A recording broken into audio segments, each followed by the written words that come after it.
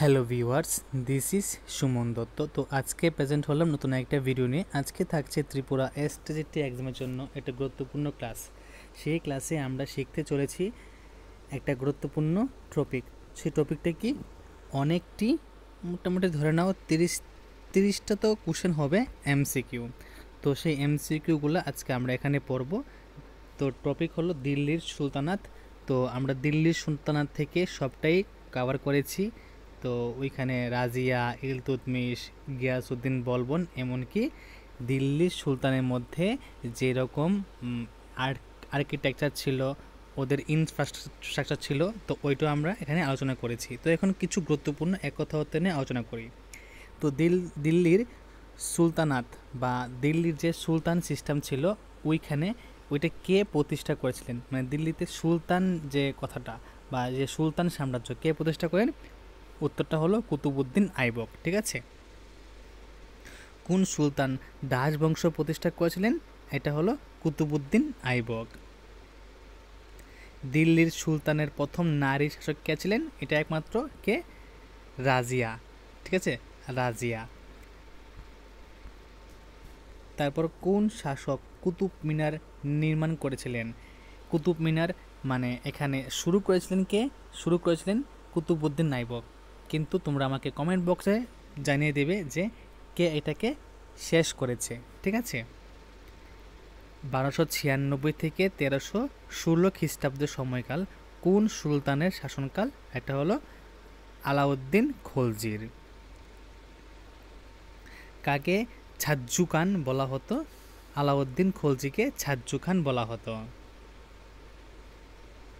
দাস বংশের পরে কোন বংশ দিল্লির সুলতানাতে শাসন করেন?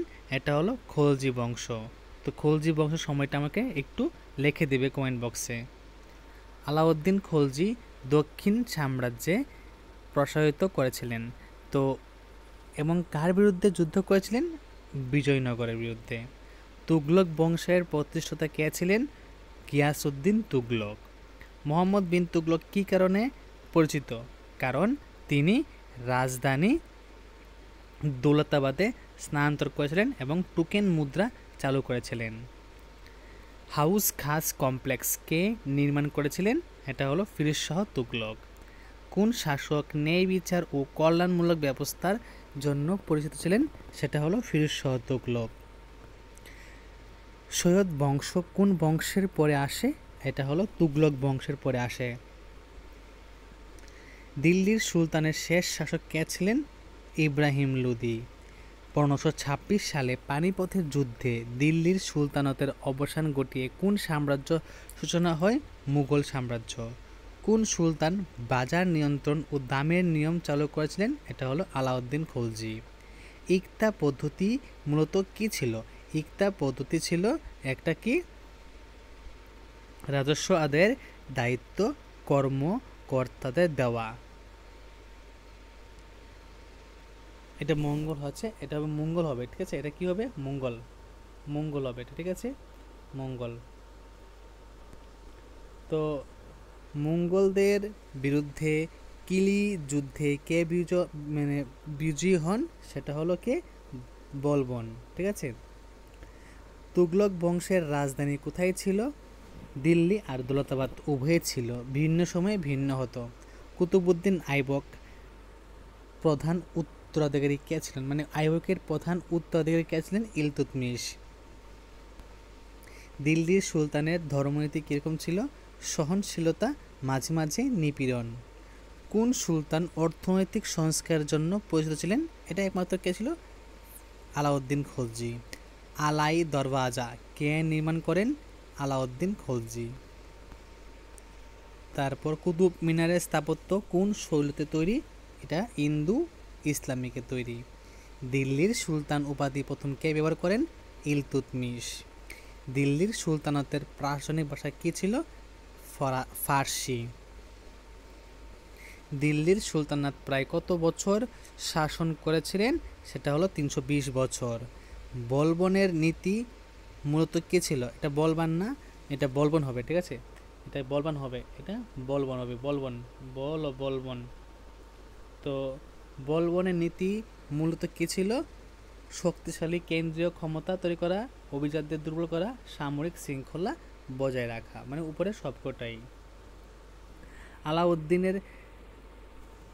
আলাউদ্দিন খলজির সেনা সংস্কারের মধ্যে কি ছিল? বাজার নিয়ন্ত্রণ, সৈন্যদের বেতন ব্যবস্থা, গুপ্তচর ব্যবস্থা। কোন শাসক খাল ও বাগান নির্মাণের জন্য পরিচিত ছিলেন? সেটা হলো ফিরোজ শাহ তুগলক। সুলতান শব্দের অর্থ কি? ক্ষমতা বা শাসক।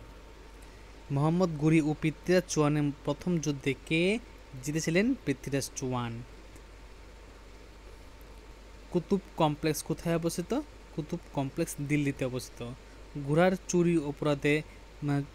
চুরি রোধে ঘোড়ার গায়ে ছাপ দেওয়ার ব্যবস্থা কে চালু করেন? আলাউদ্দিন খলজি। চাহাল গানি বলতে কি বোঝানো হয়? 40 জন অভিজাতদের দলকে বোঝায়।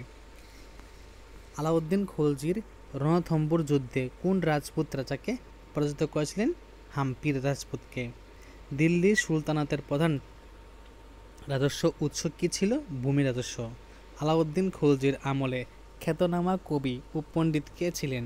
আমির খসরু। দিল্লির সুলতানাতের সময় কোন ইসলামী আইন অনুসরণ করা হতো? সেটা হলো শরিয়া আইন। আলাউদ্দিন খলজির সময় দুর্গ নির্মাণ হয়েছিল সিরি ফোর্টে। ফতুয়া এ আলমগীর নামক গ্রন্থ কে লিখেছেন? এটা লিখেছেন ঔরঙ্গজেব। ঠিক আছে। তরাইনের যুদ্ধ কার মধ্যে হয়েছিল? মোহাম্মদ ঘুরি ও পৃথ্বীরাজ চৌহানের মধ্যে 1191 খ্রিস্টাব্দে। কুতুব মিনারের প্রধান স্থাপিত কে ছিলেন? এটা ছিলেন কুতুবউদ্দিন আইবক। তো নিচের কোনটি দিল্লির সুলতানাতের বংশ নয়? মুঘল বংশ। জিজিয়া কর আরোপের উদ্দেশ্য কী ছিল? অমুসলিমদের উপর কর আরোপ করা। লোদি বংশের রাজধানী কোথায় ছিল? দিল্লিতে। কোন সুলতান অভিজাতদের প্রতি নিষ্ঠুরতার জন্য পরিচিত ছিলেন? সেটা হলো বলবন। দিল্লি সুলতানাতে ভারতের কোন ধর্ম প্রসারে ভূমিকা রেখেছিল? সেটা হলো ইসলাম ধর্ম। আদালতে সরকারি সাহিত্য কোন ভাষায় লেখা হতো? সেটা হলো ফার্সি ভাষায়। তো ভারতে মুঘল সাম্রাজ্যের বা শাসনের সূচনা কোন যুদ্ধে হয়েছিল? প্রথম পানিপথের যুদ্ধে। তো আজকের এই ভিডিওতে আমরা কিছু গুরুত্বপূর্ণ একথা শিখলাম। তো অবশ্যই এই সবগুলো একথা তোমরা ভালো করে শিখে রাখবে। টপিকের বাইরেও যদি প্রশ্ন আসে তাহলে দিতে পারবে। যদি ভিডিও ভালো থাকে অবশ্যই ভিডিও শেয়ার করবে, এবং তুমি যদি চ্যানেল নতুন হয়ে থাকো তাহলে চ্যানেলটা সাবস্ক্রাইব করবে এবং নোটিফিকেশনে কি অল প্রেস করবে। তো দেখা হচ্ছে একটা গুরুত্বপূর্ণ ভিডিওতে। প্রথম থেকে শেষ অবধি দেখার জন্য তোমাদেরকে আবারও একটা অসংখ্য ধন্যবাদ।